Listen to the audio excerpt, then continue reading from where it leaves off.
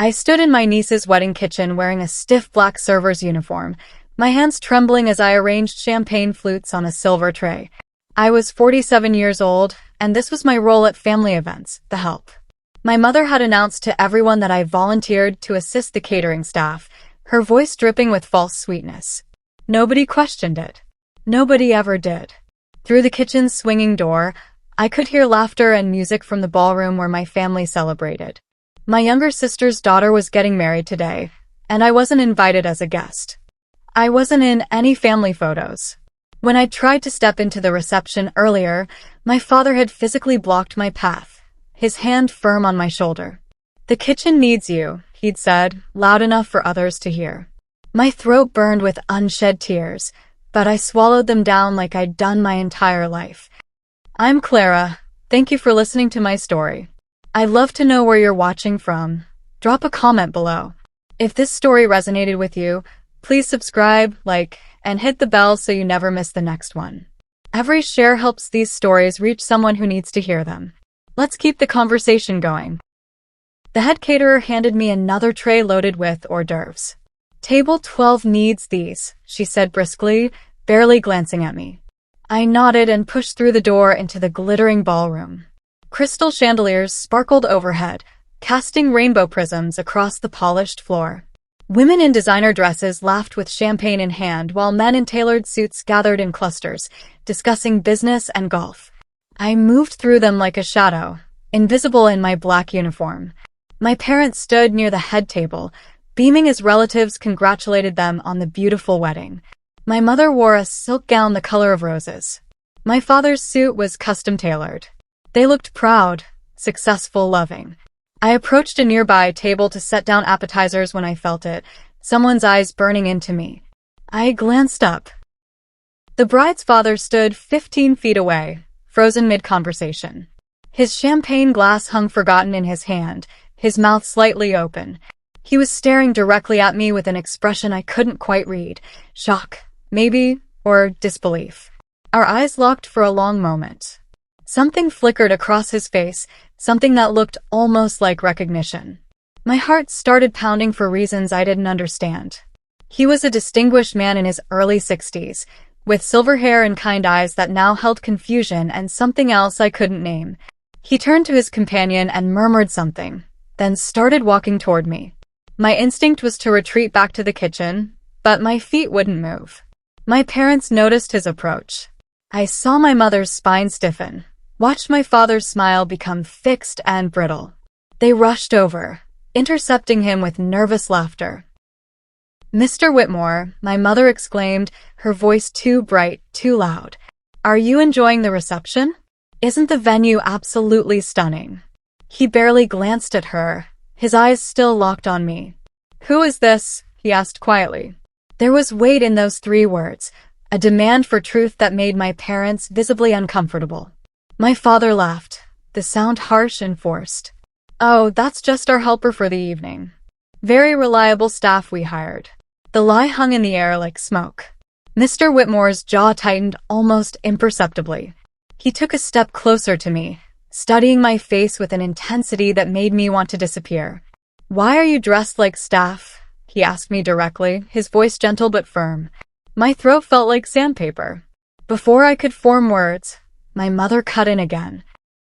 "She prefers working," my mother said quickly, her fingers digging into my father's arm. "Always has. Clara's just more comfortable in the background, aren't you, dear?" The false affection in her voice made my stomach turn. I opened my mouth, but decades of conditioning kept me silent.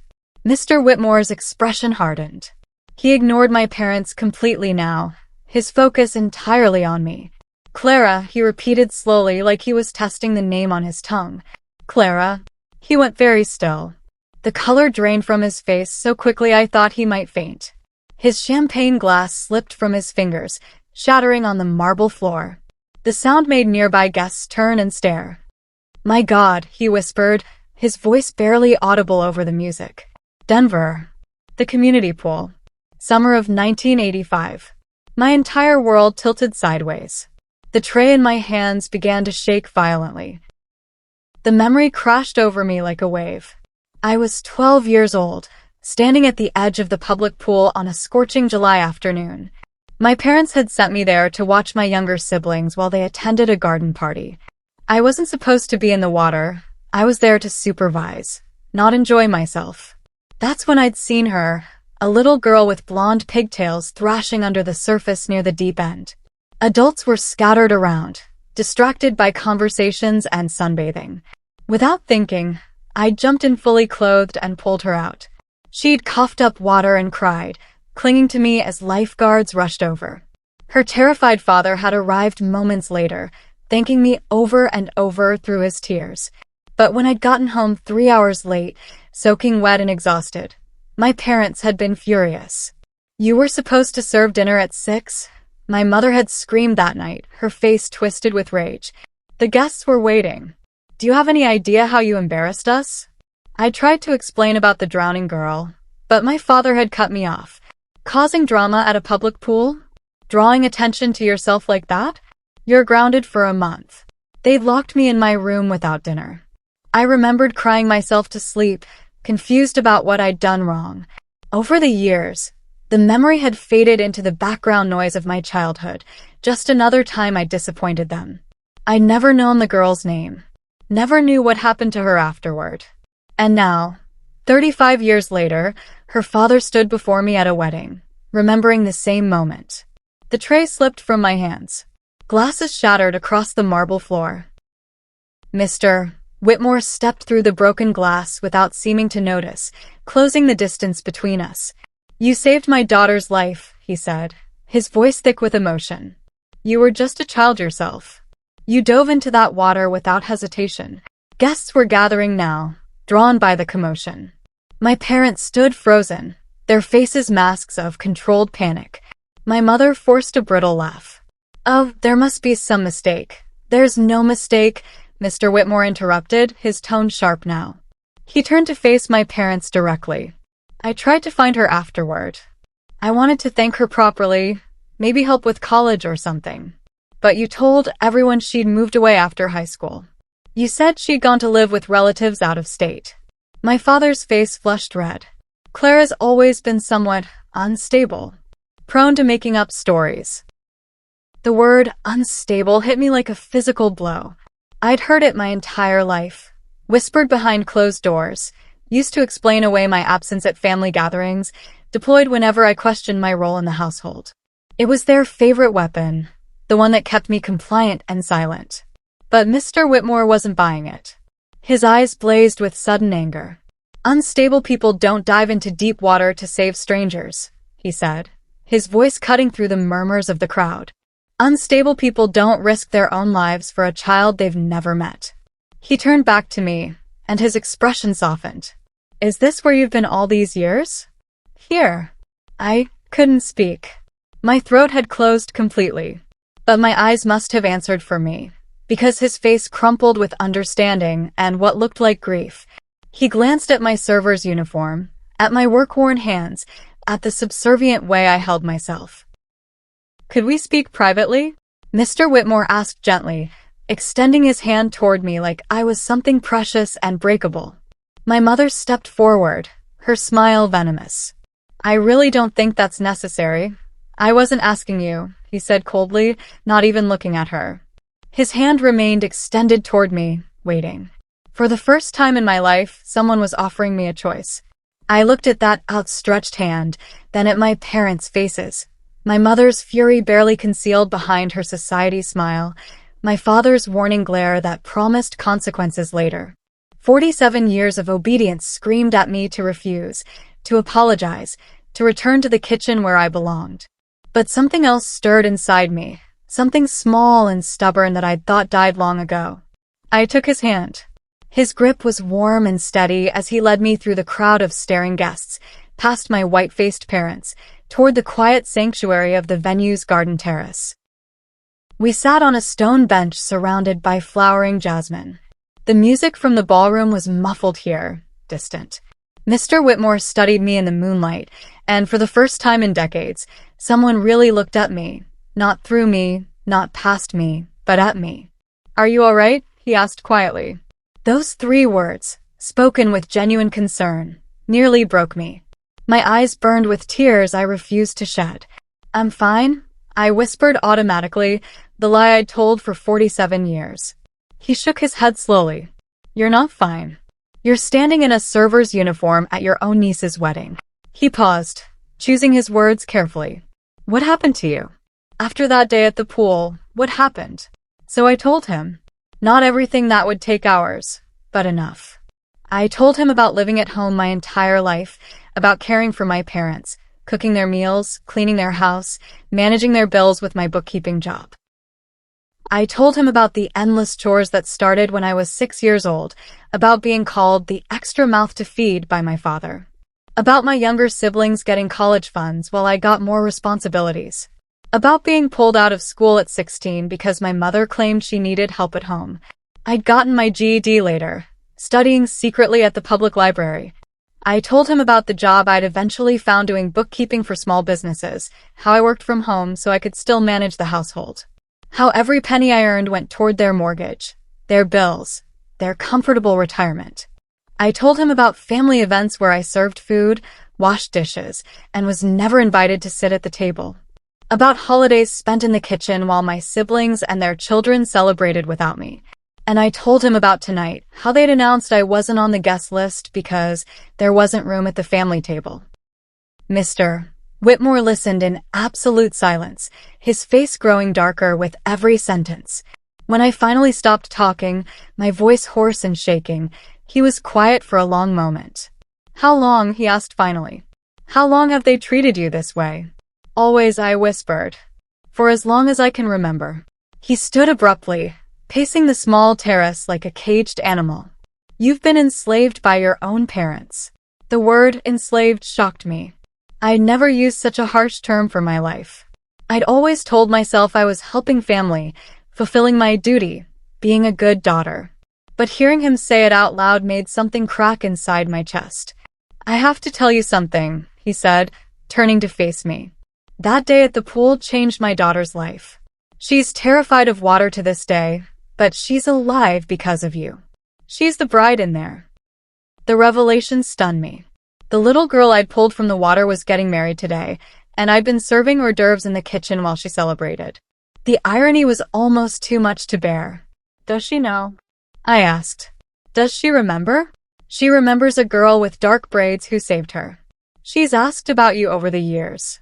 I always told her I didn't know how to find you." He sat back down beside me, his voice intense. "My wife passed away 5 years ago. Before she died, she made me promise something. She said if I ever found the girl who saved our daughter, I should help her somehow. She believed in repaying debts." He looked at me steadily. "I own a chain of hardware stores across 3 states. I need a financial controller, someone trustworthy, someone competent, someone who understands integrity." My heart began to pound. "You've handled your parents' finances for years, haven't you?" he continued. "Kept their books, paid their bills, managed their accounts?" I nodded slowly. "Come work for me," he said. "I can't undo the past, but I can offer you a future. A real salary, benefits, your own life." The offer hung in the air between us like something fragile and impossible. Part of me wanted to grab it with both hands. But 47 years of conditioning whispered that I couldn't, that I wasn't qualified, that I'd fail, that my parents needed me.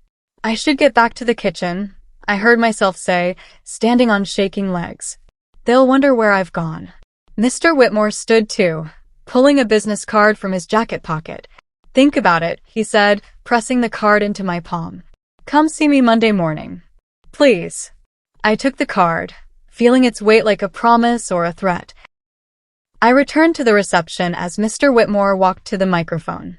The room quieted as he prepared to give the traditional father of the bride toast.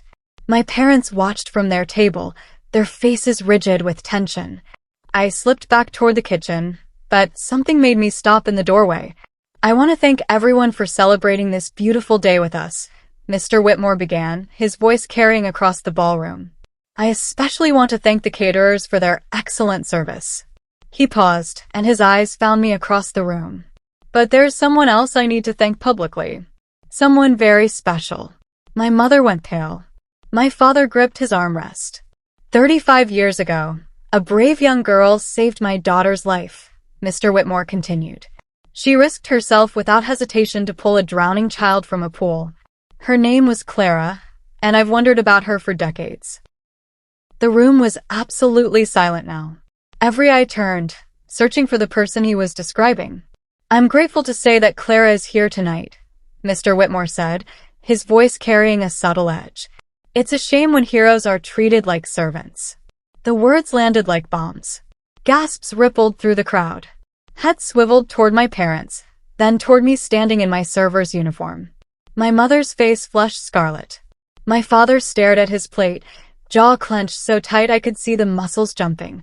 Mr. Whitmore raised his glass. To the bride and groom, and to recognizing the people who truly matter in our lives. The toast was drunk in uncomfortable silence. Then guests began approaching me instead of returning to my parents' table. An elderly woman touched my arm gently. You saved his daughter? A young man shook my hand. That's incredible. My mother hissed as I passed their table on my way to the kitchen. You've embarrassed us, my father spat in a low voice, grabbing my wrist hard enough to leave marks.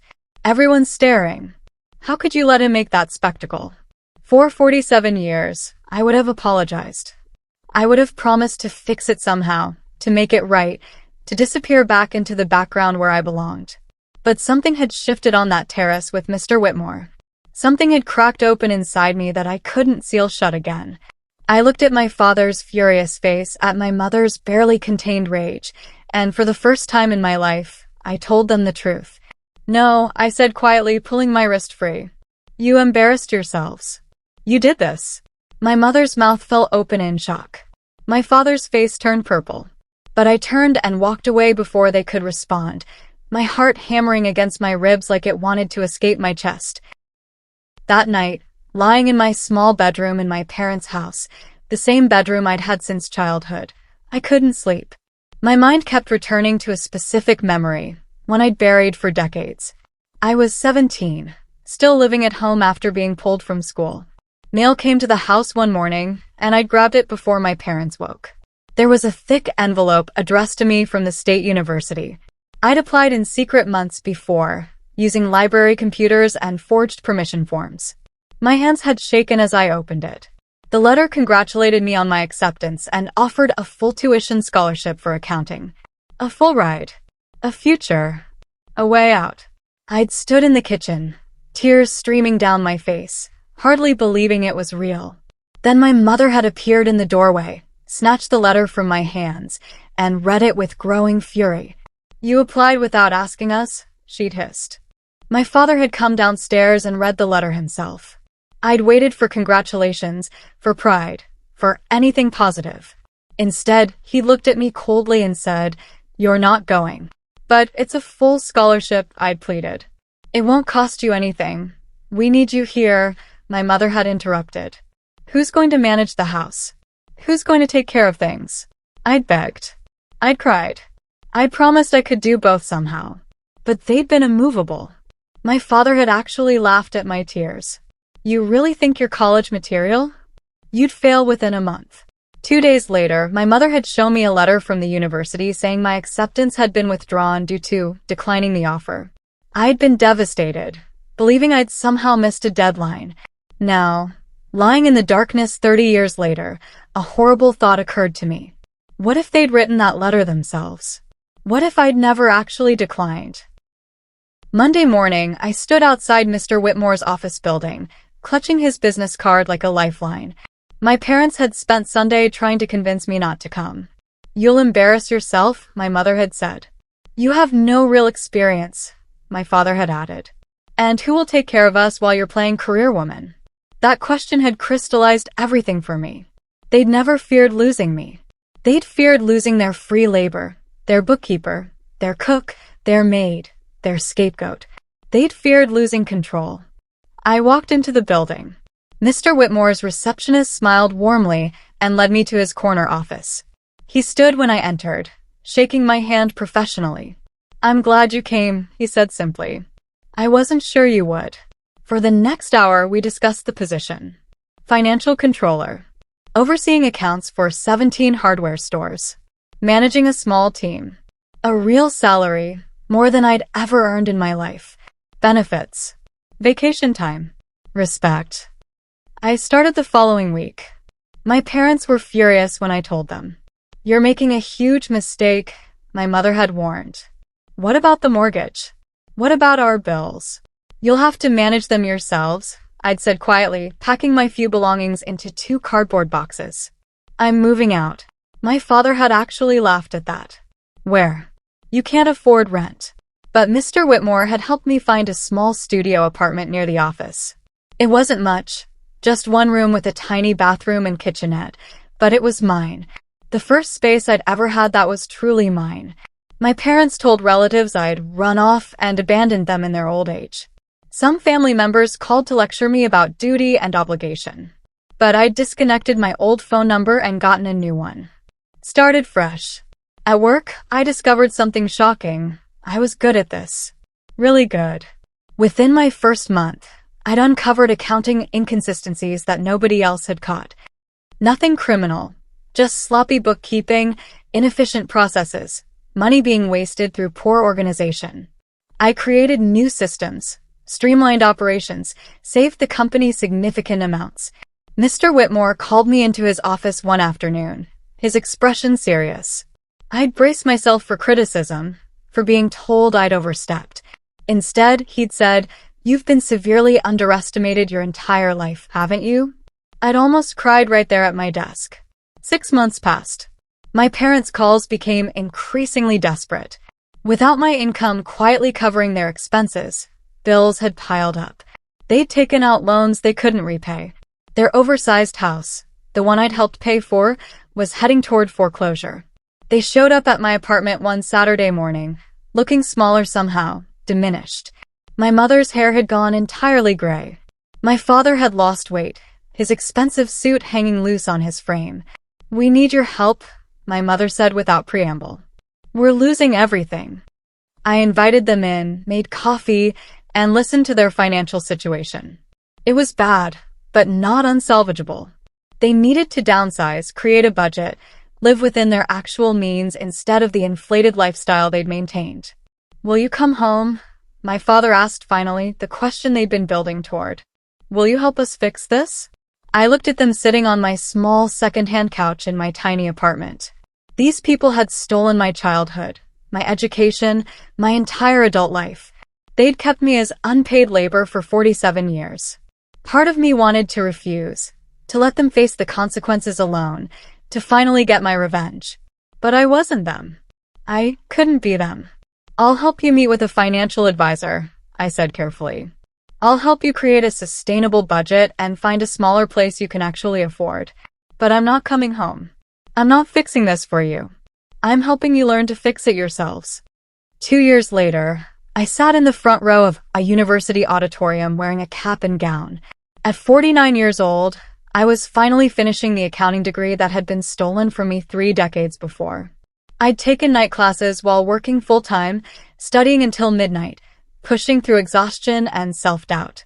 Mr. Whitmore sat beside his daughter, the bride from that wedding, the little girl I'd pulled from the water so long ago. She'd sought me out months after her wedding, wanting to thank me properly. We'd become friends, strange as it seemed. In the back row, I could see my parents. They'd moved into a modest condo after selling their house, learning to live on their actual retirement income. We weren't close, but we were civil. They'd never apologized. Not really, but they'd stopped trying to control me. My name was called. I walked across that stage, accepted my diploma, and heard applause washing over me like water. I thought about that 12-year-old girl at the pool who jumped in without hesitation to save a stranger. She'd been brave then. She'd just forgotten it for a while. The bride's father had seen my face that night and recognized someone worth saving. But the truth was simpler and harder. I'd saved myself.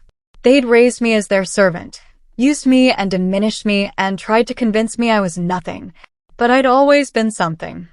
I just finally knew it now.